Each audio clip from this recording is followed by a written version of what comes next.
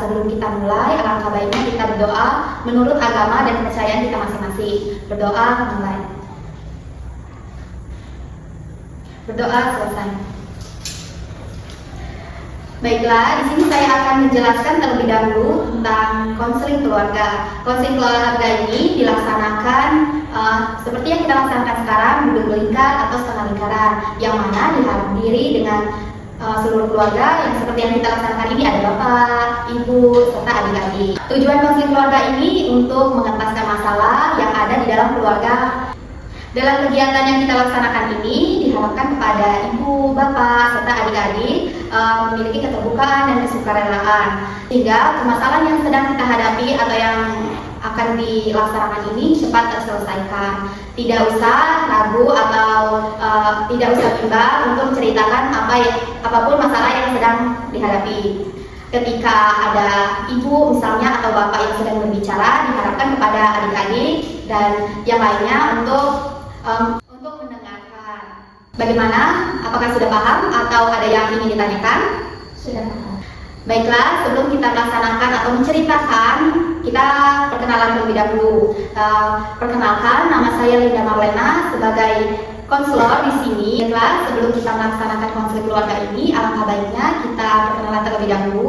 Baiklah, perkenalkan, nama saya Linda Marlena sebagai konselor di sini, dan langsung saja kepada Bapak. Saya Bapak Budi. Umurnya berapa, Pak? 35 tahun. 35 tahun. Ibu? Saya Ibu Zuleka, biasanya dipanggil Ibu Zuleka. Umurnya berapa tadi? Umurnya 33 tahun. 33 tahun. Adek siapa namanya? Saya Lydia Bangga. Lydia. Umur Lydia berapa? 15 tahun. 15 tahun. Adiknya siapa namanya? Rizka. Umurnya berapa? 8 tahun. Baiklah, kita kan sudah perkenalan tadi. Alangkah baiknya kita langsung saja ke inti. Siapa nih yang mau menceritakan terlebih dahulu permasalahan di dalam keluarganya? Tadi. Baiklah Ibu. Di ibu saya itu di rumah sering mendapatkan kekerasan dari suami saya. Saya merasa tertekan, terus juga kadang saya merasa kayak dengan kalau kami lagi berantem, terus bapaknya juga sering main tangan terhadap saya. Oh, jadi ibunya ini mengalami KDRT yang dilakukan oleh Bapak. Iya. Biasanya itu KDRT-nya itu berbentuk apa, Bu? Dia sering mukul. Misalnya nih bapak mau saya bikin kopi atau kalau saya kan anak-anak juga belum terlalu ngerti. Nah, jadi saya itu masih banyak pekerjaan rumah yang harus saya lakukan. Jadi kalau bapak minta bikin kopi, tapi saya masih ada kerjaan yang lain lambat kan, jadi dia sering marah-marah, kadang tuh langsung mukul kayak gitu. Oh, jadi masalahnya itu sepele, kan Bu? Iya, kadang sepele, tapi dia langsung marah besar lah sama saya. Langsung mukul, cuman gara-gara nggak dikirim kopi atau keterlambatan bikin kopi. Iya, Bu. Bagaimana tanggapan Bapak? Apakah betul, Pak? Iya, betul. Apa alasan Bapak melakukan KDRT kepada istri? Karena kan masalahnya itu cuma bikinkan kopi. Contoh kecilnya saja ya Ibu tadi. Iya, benar. Oh, alasan Bapak melakukan KDRT tersebut karena apa, Pak? Ya, karena kadang saya tuh kan capek kerja seharian gitu kan, perginya tuh subuh-subuh, kadang kembalinya habis maghrib gitu. Sekarang saya tuh pengennya kalau saya pulang kerja itu istri saya itu udah bikin kopi buat saya gitu. Karena tuh saya baru sampai di rumah gitu kan, baru habis mandi gitu. Nah, saya pengennya kalau saya habis mandi itu kopinya itu udah di atas meja gitu. Nah, sedangkan istri saya ini belum buatin kopi, masih ini ngurusin yang lain gitu. Terus saya suruh bikin kopi, terus jawabnya itu bentar. Nah, bentar terus saya itu orangnya nggak sabaran karena kan capek gitu, maunya diurusin sama istri gitu. Sekarang tuh ya nggak bisa nahan emosi, akhirnya mukul. Apakah tidak ada cara lain untuk misalkan menegur istri jangan kayak gitu lagi, atau langsung mukul aja, atau kayak gimana, Pak? Enggak. Saya tuh diri ini kuasai emosi, langsungnya memukul gitu. Apalagi kalau dengar jawabannya bentar itu maunya mukul. Kalau tanggapan Adek atau pernah melihat Bapak memukuli Ibu, bagaimana? Pernah, karena tuh melihat ibu itu dipukul-pukul sama bapak. Berapa? Kasihan ibu. Oh, berarti Bapak ini melakukan KDRT sering di depan anak-anak ya. Bagaimana tanggapan adik yang satu ini? Apakah pernah melihat? Iya mbak, ini tuh sering kumpul itu dengan kami, dan kamu tuh lagi bersama itu langsung ada gitu mbak. Oh, jadi bapaknya ini tidak kenal tempat ya Pak melakukan KDRT kepada ibunya ini. Apakah tidak ada solusi lain? Apa harus memukul? Nggak tahu gitu lah mbak, karena itu kan mungkin karena kita capek kerja seharian gitu kan jadinya ya gitu. Kadang badan ini dikuasai oleh emosi, nggak bisa menahan diri kayak gitu. Saya mikirnya istri saya di rumah itu cuma ngurusin rumah kayak gitu kan, saya capek kerja seharian, masa buatin kopi saya habis pulang kerja aja jamnya bentar terus kayak gitu. Maksud saya kalau saya habis pulang kerja, habis mandi gitu kan, saya suruh bikin kopi itu walaupun masih ada kerjaan lain itu lepaskan dulu buat kopi dulu, baru habis itu lanjut kerja. Bagaimana itu tanggapannya Bu? Sebenarnya salah saya juga sih mbak.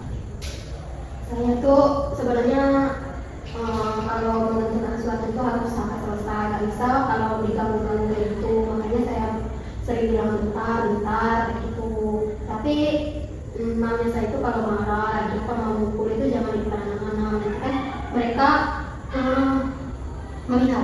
takut melihat saya kalau sedang lagi berantem sama mereka. Baik.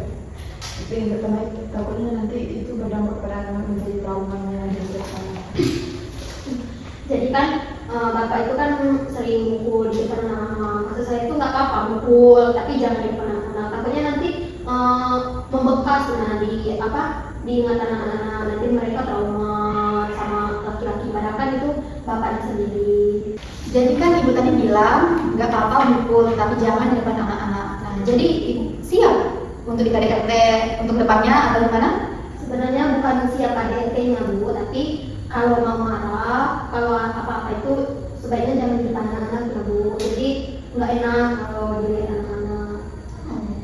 Bagaimana Bapak tanggapannya?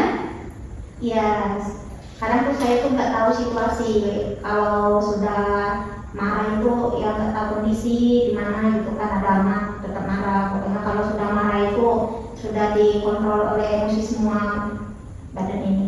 Oh, jadi Bapak tidak melihat atau tidak mempedulikan apakah ada anak atau tidak ketika marah dan melakukan KDRT tersebut. Baiklah Bapak, mohon maaf dan Ibu serta adik-adik sebelumnya, Bapak sudah menyadari atau sudah pernah membantu tidak pekerjaan Ibu atau bertukar peran kepada Ibu. Kan saya di sini kan sebagai perempuan juga nih, apalagi pekerjaan rumah itu tidak ada habisnya.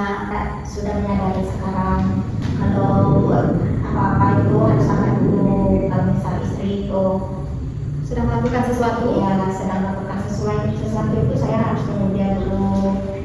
Pokoknya saya sekarang insya Allah mau belajar kontrol emosi dulu, biar enggak cepat marah, biar enggak KDRT lagi. Kalau marah ngomongnya baik-baik, enggak di depan anak lagi marah-marahnya. Ya saya sudah menyadari itu dan saya minta maaf pada ibu Serta anak-anak. ya saya minta maaf pada istri saya, dan saya sekarang minta maaf kepada istri saya, maaf ya bu, ya pada anak-anak saya minta maaf. Insya Allah kedepannya saya akan menjadi suami yang lebih baik lagi. Baiklah, Ibu dan Bapak serta adik-adik sudah melakukan konseling keluarga ini dan sudah menyadari yang permasalahan yang telah dihadapi keluarga kalian. Alangkah baiknya siapa nih yang mau memberikan kesan dan pesan atas kegiatan konseling keluarga yang telah kita laksanakan sekarang. Boleh Ibu? Kesannya sih saya merasa senang melakukan konseling keluarga ini karena juga suami saya juga menyadari apa yang salah, terus juga saya menyadari saya terlalu sibuk sehingga saya memperduakan kepentingan suami saya. Baiklah, dilanjutkan dengan adik pertama. Pesannya sih buat bapak Pesannya untuk bapak sama ibu, dari sesudah konseling keluarga ini bapak bisa berubah, lebih bisa memahami ibu, dan ibu juga bisa lebih mementingkan keperluan bapak dan saling bisa kontribusi kerjasamanya. Baiklah, itu sebelum kita menutup konseling keluarga yang kita laksanakan ini, alangkah baiknya kita tutup dengan berdoa terlebih dahulu. Berdoa mulai. Berdoa selesai.